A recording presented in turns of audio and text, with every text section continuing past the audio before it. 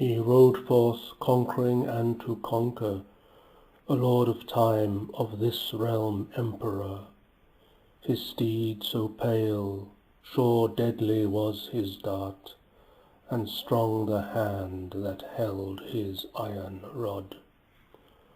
Within the walls of that dark tower mewed up, his captives cry for freedom and for light, and one who quaffed too deeply his red wine must ride a nightmare to the ocean's bed.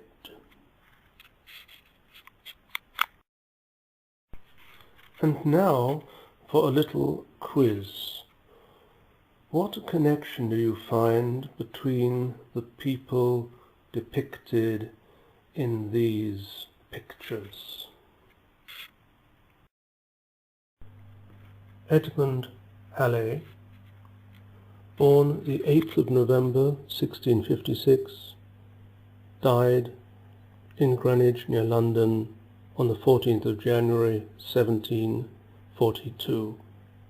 English astronomer and mathematician.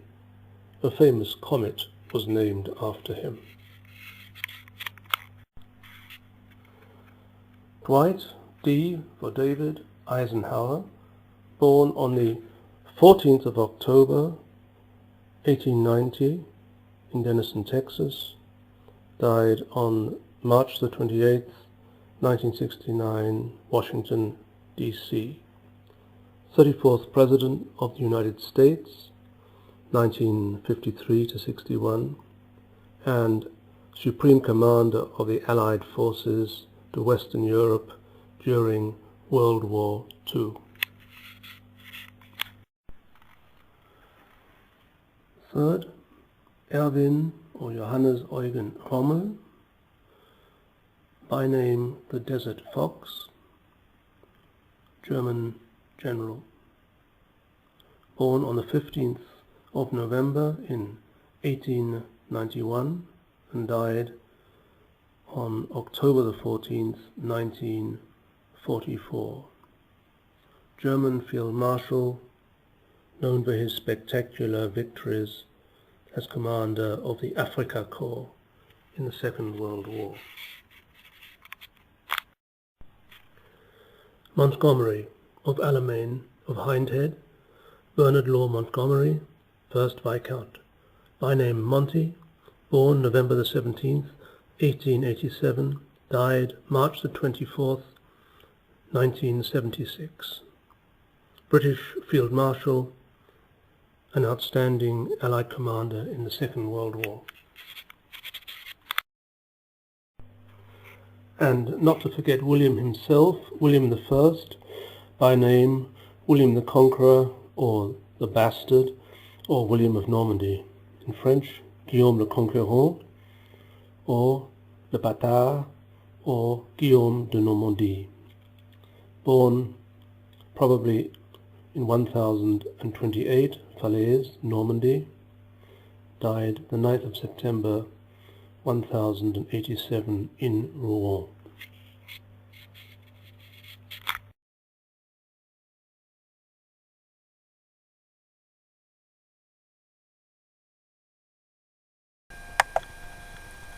Hello, my name is Julian Scutts and I'm into history and literature. Now, in literature, if a writer makes too many things happen as a result of coincidence, is likely to be criticized or treated as being contrived. But in history there are many coincidences that, were they to be found in literature, would possibly be considered contrived. The question is, who is the author and who's writing? Now, the questions I've posed regarding William the Conqueror and the other figures, of course, concern Normandy, the Norman invasion. Which Norman invasion?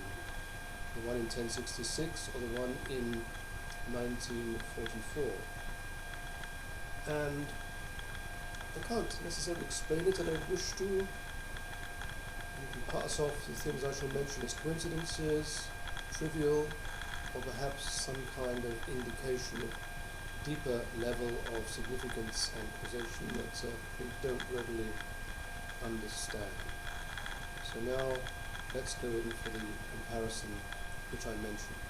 By the way, that nasty word bastard applied to William the Conqueror, let's not forget in history there have been others who've made a great contribution to Christendom. Charles Martel, to name one, Don John of Austria, the victor of the Battle of Lepanto.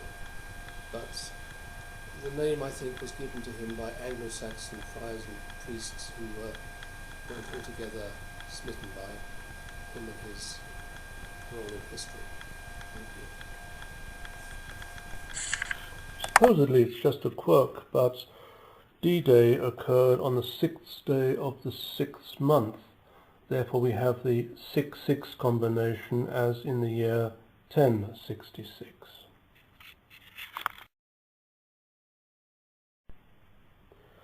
Now we come on to the date, the 14th of October. The Battle of Hastings took place on Saturday, the 14th of October, 1066, in accordance, of course, with the then prevalent Julian calendar. That day also coincided with a Jewish festival, Shmini Atzeret, the closing festival after Sukkot, which has to do with, one might say, the final days.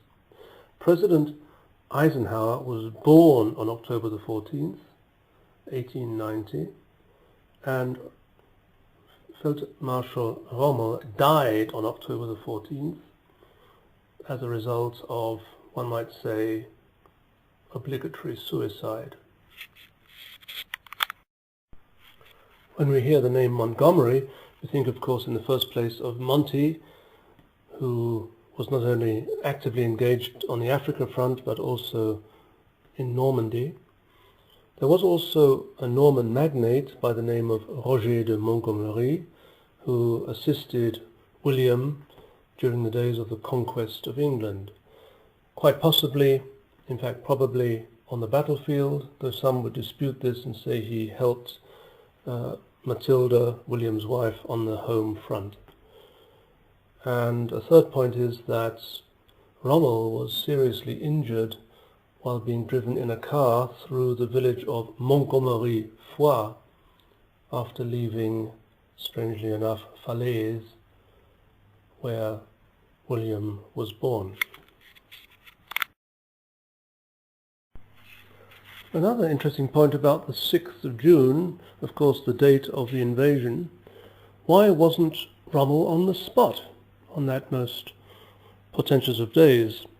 The reason was quite simply that his wife celebrated her birthday on that day, so he was away in Germany. Perhaps that lost him very many valuable hours in preparation for the defense of the Normandy coast. Now, we saw a picture of Edmund Halley, who discovered the comet, or rather found out that it returned to the Earth every 75, 76 years. In fact, we now know that it was Halley's comet which appeared in April 1066 and was understood by many to be a portent of some great change in England.